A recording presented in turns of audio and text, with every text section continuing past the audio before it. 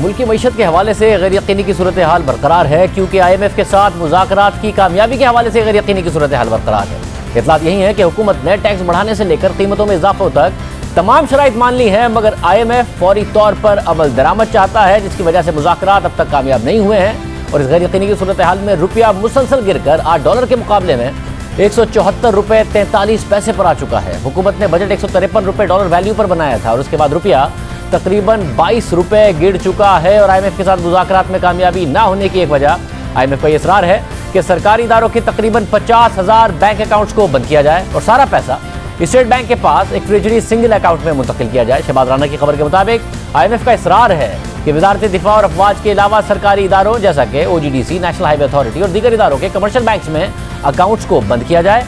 और इस काम के लिए वजारत खजाना ने एक और साल की तौसी मांगी, मगर IMF ने इनकार कर दिया। खबर के मुताबिक IMF के इस मुतालबे का मकसद कमर्शियल बैंक्स में पड़े अरबों रुपए को वापस हुकूमती इख्तियार में देना है, जो वजारत खजाना की मुतादिद हिदायत के बावजूद मुख्तलिफ हुकूमती इदारों ने कमर्शियल बैंक्स में रखे हुए हैं। जबकि मेहताब हैदर की खबर के मुताबिक मुख्तलिफ हुकूमती इदारों के कमर्शियल बैंक अकाउंट्स में 2,900 अरब रुपए पड़े हैं और हुकूमत पहले ही IMF की बात मान चुकी थी कि इन पैसों को एक ट्रेजरी अकाउंट में ट्रांसफर किया जाएगा, मगर ताकतवर वजारतों ने यह काम मुकर्ररा वक्त पर नहीं किया। और अब IMF एक कदम आगे बढ़कर कमर्शियल बैंक्स में पड़े तमाम डिपॉजिट, जिसमें वजारत दिफा और अफवाज के अकाउंट्स भी शामिल हैं, उनकी फौरी तौर पर स्टेट बैंक को मुंतकली चाहता है। खबर के मुताबिक वफाकी वजारतों और इदारों के 1665 अरब रुपए और सूबाई हुकूमतों के 1100 अरब रुपए कमर्शियल बैंक्स में रखे हुए हैं और कमर्शियल बैंक्स इसी हुकूमती पैसे से हुकूमत ही के ट्रेजरी बिल्स में सरमायाकारी करके हुकूमत ही से अरबों रुपए का मुनाफा कमा रहे हैं, क्योंकि इन पैसों पर जो सूद बैंक्स मुख्तलिफ वजारतों को या डिविजन्स को देते हैं वो ट्रेजरी बिल्स पर मिलने वाले सूद से 4 से 5% कम है, जिससे हुकूमत को सालाना 150 अरब रुपए का नुकसान हो रहा है। इसके अलावा इतलात है कि IMF टैक्स इस्तिस्ना खत्म करने और टैक्स बढ़ाने के लिए फौरी कानून साजी चाहता है, जिसकी वजह से भी अभी तक मुज़ाकरात कामयाब नहीं हुए हैं। इस हवाले से हम बात करेंगे। हमारे साथ मौजूद हैं सहाफ़ी शहबाज राना और मेहताब हैदर। आप दोनों का बहुत शुक्रिया। शहबाज, बार बार खबर आती है कि जब कामयाब होने वाले हैं, शायद अंडरस्टैंडिंग हो गई है, पाकिस्तान ने शराइत भी मान ली हैं, मगर फिर कुछ नहीं होता है। कहाँ बात रुकी हुई है, क्यों नहीं ब्रेक थ्रू हो रहा? बहुत शुक्रिया शाहजेब साहब। सबसे पहले तो जो मैं बात हाईलाइट करना चाह रहा हूँ कि इस वक्त जो कम्युनिकेशन का कंप्लीट ब्रेक डाउन हुआ है पाकिस्तान के अंदर, कि हुकूमत क्या IMF के साथ बात कर रही है इसके ऊपर कोई क्लैरिटी नहीं है। ऑफिशियली हम अपने ज़राए से बात करते हैं तो हमें कहा जाता है जी कि आज बात हो जाएगी, कल बात हो जाएगी, आज प्रेस रिलीज़ आ रही है, कल आ रही है। तो ये जो सिलसिला है ये 15 अक्टूबर से चल रहा है। आपको याद होगा 15 अक्टूबर को जब वाशिंगटन में मुशीर ख़जाना शौकत तरीन साहब ने प्रेस कॉन्फ्रेंस की थी तो उस वक्त उन्होंने कहा था जी कि सेक्रेटरी ख़जाना को मैं पीछे छोड़ के वाशिंगटन जा रहा हूँ, मंगल तक हमने डाटा एक्सचेंज कर लिया है और वो नंबर्स हमारे वैलिडेट करेंगे और उसके बाद मामला तय पा जाएंगे। उन्होंने बोला जी कि मैं फिर वापस अगर ज़रूरत पड़ी तो वाशिंगटन आऊँगा। तो शौकत तरीन साहब ना सिर्फ वाशिंगटन वापस जाते हैं बल्कि वो जो स्टे होता है फाइनेंस सेक्रेटरी का और फाइनेंस एडवाइज़र का वो भी एक्सटेंड जुमेरात तक हो जाता है। तो एक होप थी कि जो लास्ट वीकेंड गुजरा है शायद उसके ऊपर बाकायदा जो एक अलामिया है IMF का वो आ जाए, लेकिन अभी तक ना तो कोई इलामिया वहाँ से आ रहा है और दूसरा उसके अंदर जो ज़्यादा बड़ी एक कन्फ्यूजन पैदा कर रहा है और जो अनसर्टेनिटी है वो on part of the ministry of finance है। इस वक्त मिनिस्ट्री ऑफ फाइनेंस में बिल्कुल इस चीज़ के ऊपर ऑफिशियली खामोशी है। हमें जब भी हम बात करते हैं, मेरी आज 3-4 लोगों से बात हुई है तो कह रहे हैं जी कि आज रात भी प्रेस रिलीज आ सकती है, कल भी आ सकती है। तो दिस इज़ दी स्टेटस, लेकिन ऑफिशियली वहाँ पे बात करने के लिए कोई भी तैयार नहीं है। अगर आप ओवरऑल सूरत हाल का जायज़ा लें तो लग ऐसे रहा है कि बिट्स एंड पीसेस में चीज़ें आगे बढ़ रही हैं। जो memorandum for economic and financial policies होता है MEFP, जो कि प्रोग्राम की बेस होता है, जिसके अंदर वो सारे खदोखाल होते हैं, वो तमाम शराइत होती हैं जिसके तहत जो प्रोग्राम के ऊपर एग्री होता है और उसके बाद दोनों जो साइड्स होती हैं उन्होंने उसके ऊपर आगे बढ़ना होता है। तो MEFP ही पाकिस्तान को जो दिया गया IMF की तरफ से वो लास्ट मंडे को दिया गया और अगर इस प्रोसेस को बहुत भी फास्ट ट्रैक कर लें, everything is smooth, friendly and cordial, तो उसमें भी टाइम लगता है। तो इस वक्त जो मेरी इतलात हैं, जो MEFP पाकिस्तान को दिया गया था उसके मुख्तलिफ उसके कंपोनेंट्स होते हैं, पावर का होता है, FPR का अलहदा होता है, फाइनेंस का और स्टेट बैंक ऑफ पाकिस्तान का, वो रेलिवेंट लोगों को भेजा गया और उनके ऊपर कमेंट्स मांगे जा रहे हैं। तो ये तो एक टेक्निकल लेवल के ऊपर चीज़ है।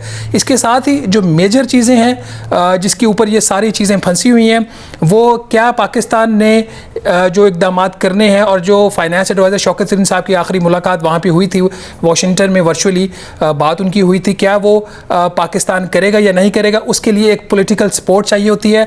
अनफॉर्चुनेटली पाकिस्तान का जो track record with the IMF है वो कोई इतना अच्छा नहीं है। मार्च 2021 में भी इसी तरह की कमिटमेंट्स दी गई थी, काबीना की मंजूरी भी IMF ने ली थी, आपने भी प्रोग्राम किया था, मैंने भी स्टोरी की थी, क्योंकि 7 रुपये फी यूनिट बिजली की कीमत में इजाफा होने जा रहा है और ये प्लान काबीना से मंजूर करवाया गया था। इसी तरह जो स्टेट बैंक ऑफ पाकिस्तान का जो कानून था, मुजावजा जो बिल था जिसकी काबीना ने मंजूरी दी, वो बगैर काबीना ने पड़े हुए मंजूरी दी थी, वो भी पाकिस्तान ने कमिट किया था।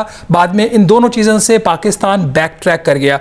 तो उसका नतीजा अब ये निकला है कि IMF जो है इस दफ़ा एक तो एक्स्ट्रा ऑर्डिनरी केयरफुल है, दूसरा इस दफ़ा वो एक्स्ट्रा ऑर्डिनरी थोड़ा सा हाश भी है। तो ये वो बुनियादी फैक्टर्स है जिसकी वजह से हुकूमत पाकिस्तान भी इस वक्त किसी पोजीशन में नहीं है कि हतमी बात कर सके।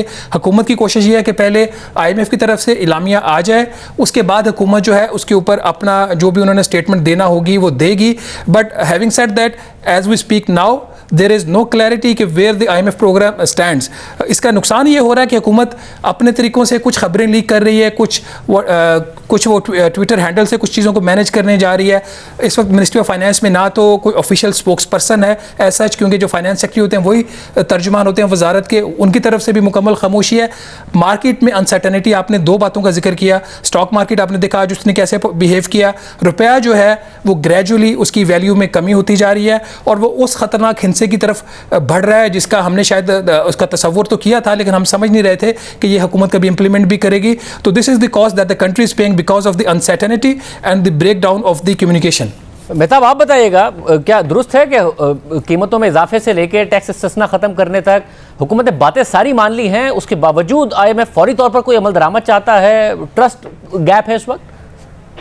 देखिए, बुनियादी तौर पे आप अगर देखें कि ट्रस्ट गैप तो है, और उस ट्रस्ट गैप की बुनियादी वजह ये है कि जब आपने बजट पेश किया तो वो बजट जो है उसमें 3 महीने गुजरने के बाद ही इतनी ज्यादा स्लिपेजेस आ चुकी हैं। मसलन मैं आपको मिसाल दूंगा, अगर आप करंट अकाउंट डेफिसिट को देखें तो गवर्नमेंट ऑफ पाकिस्तान ने और पार्लियामेंट ने जिस फिगर को अप्रूव किया था वो था $2.3 बिलियन और IMF की असेसमेंट थी $4 to $6 बिलियन के दरमियान। आप उसी में देख लें, अगर 3 माह में देखें तो $3.4 बिलियन को टच कर चुका है और अगर इसी स्पीड से बरकरार रहे तो ये $14 बिलियन को टच कर जाएगा, यानी 10 to 12 बिलियन का गैप है उसके अंदर। और अगर आप फिस्कल साइड पे देखें तो आपने जो है वो बजट के अंदर ये कमिट किया था कि आप पेट्रोलियम लेवी के जरिए 610 अरब रुपया कलेक्ट करेंगे और वो जो है अभी आप देख लें 4 से 5 रुपए, आप 5 से 6 रुपए कलेक्ट कर रहे हैं, तो बेसिकली उसके अंदर भी 450 से 500 अरब रुपए का गैप है। तो जब इतने बड़े गैप्स मौजूद हो तो फिर IMF की प्रिस्क्रिप्शन क्या होती है?